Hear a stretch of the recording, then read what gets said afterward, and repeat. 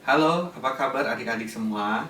Di dalam firman Tuhan, ada kisah tentang dua orang saudara kembar. Adik-adik tahu namanya siapa? Esau dan Yakub. Pada suatu hari, Yakub mengambil hak kesulungannya Esau, dan Esau marah sekali kepada Yakub. Akhirnya Yakub pergi ke kota yang lain. Setelah sekian lama tidak bertemu, akhirnya Yakub mendapatkan kabar bahwa kakaknya Esau akan datang. Yakub sangat ketakutan. Akhirnya dia mencari Tuhan. Yakub sudah berubah, Yakub sudah bertobat. Dia sekarang untuk mendapatkan berkat Tuhan bukan dengan cara menipu lagi, tapi dia sungguh-sungguh mencari Tuhan. Apa yang terjadi ketika Esau bertemu dengan Yakub? Adik-adik tahu, Esau ternyata mengampuni Yakub. Ternyata Esau sudah mengampuni Yakub. Mereka saling mengampuni dan mereka berpelukan. Mari kita baca Efesus 4 ayat 32. Efesus 4 ayat 32. Tetapi hendaklah kamu ramah seorang terhadap yang lain, penuh kasih mesra dan saling mengampuni, sebagaimana Allah di dalam Kristus telah mengampuni kamu. Efesus 4 ayat 32. Adik-adik, kita harus ramah, penuh kasih mesra, dan saling mengampuni.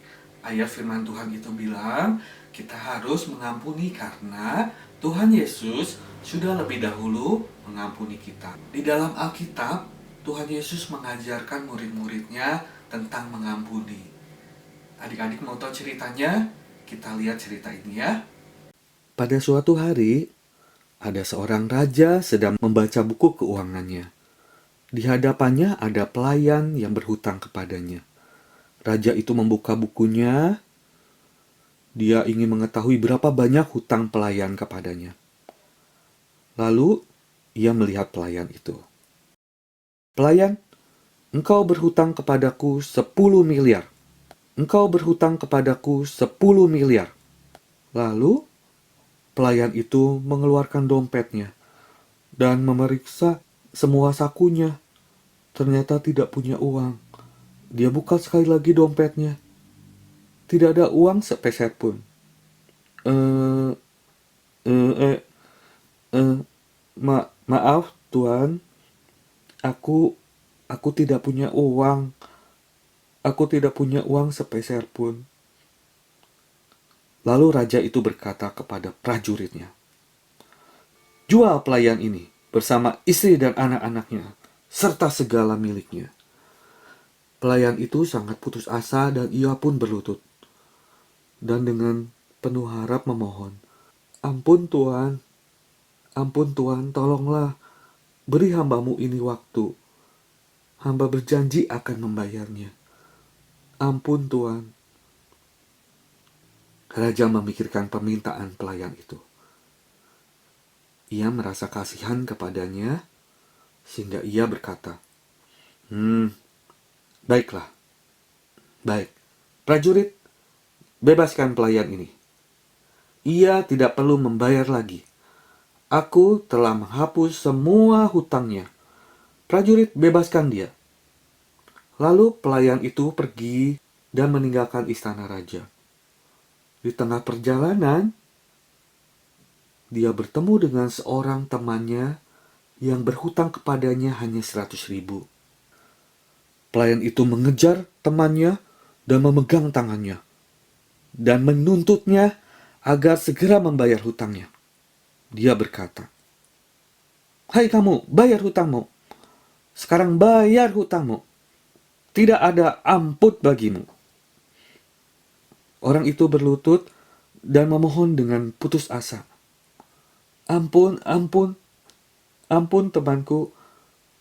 Beri aku waktu dan aku akan membayarmu.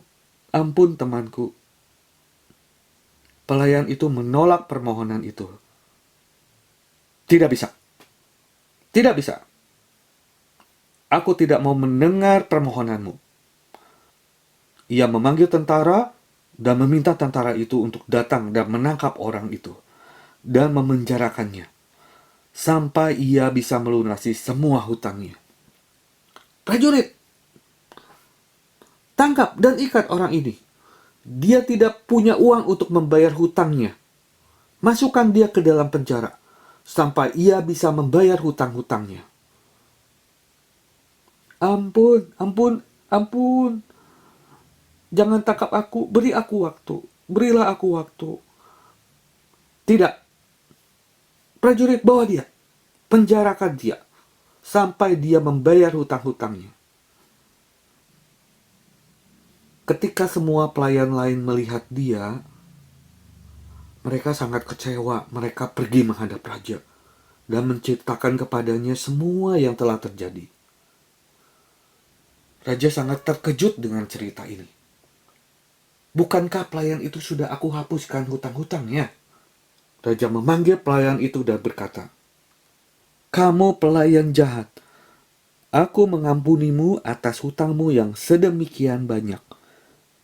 Karena kamu memohon kepadaku, maka aku menghapus hutangmu. Bukankah kamu seharusnya berbelas kasihan dan mengampuni sesama rekanmu?" Prajurit, tangkap orang ini dan hukum dia. Adik-adik, pelayan yang tidak mau mengampuni temannya tadi itu adalah orang yang jahat. Padahal hutang-hutangnya sudah dihapuskan oleh raja. Tetapi ketika dia bertemu dengan temannya, dia tidak mau mengampuni temannya itu, bahkan memasukkan temannya ke dalam penjara. Padahal temannya mempunyai utang yang jauh lebih sedikit. Adik-adik, mari kita belajar mengampuni. Adik-adik, jika adik-adik tidak mau mengampuni, berarti kita sama seperti pelayan yang jahat tadi. Adik-adik, apakah adik-adik pernah mengampuni seseorang? Apakah adik-adik pernah dikecewakan? Tuhan Yesus mengajar kita supaya kita bisa mengasihi orang lain. Adik-adik, Tuhan ingin kita mengampuni ya. Tuhan Yesus sudah memberi teladan kepada kita. Dia sama sekali tidak berdosa. Dia sama sekali tidak berbuat salah. Tetapi dia harus menanggung semua dosa manusia. Tuhan Yesus menanggung dosa semua orang. Dia tidak bersalah, tapi dia disalibkan. Dia mau mati untuk kita semuanya karena Tuhan Yesus sangat mengasihi kita. Bahkan dia mengampuni orang-orang yang menyalibkannya. Tuhan Yesus baik, bukan? Tuhan Yesus mengampuni semua orang yang berbuat jahat kepadanya. Adik-adik, maukah adik-adik saling mengampuni? Mengampuni kakak, mengampuni adik, mengampuni papa, mengampuni mama, teman-teman di sekolah, teman-teman di gereja, semua yang pernah mengecewakan, yang mengganggu. Adik-adik harus belajar mengampuni. Oke? Adik-adik, ayo kita katakan dengan suara keras. Aku akan mengampuni semua orang karena Tuhan Yesus telah mengampuniku. Sekali lagi ya, aku akan mengampuni semua orang karena Tuhan Yesus telah mengampuniku.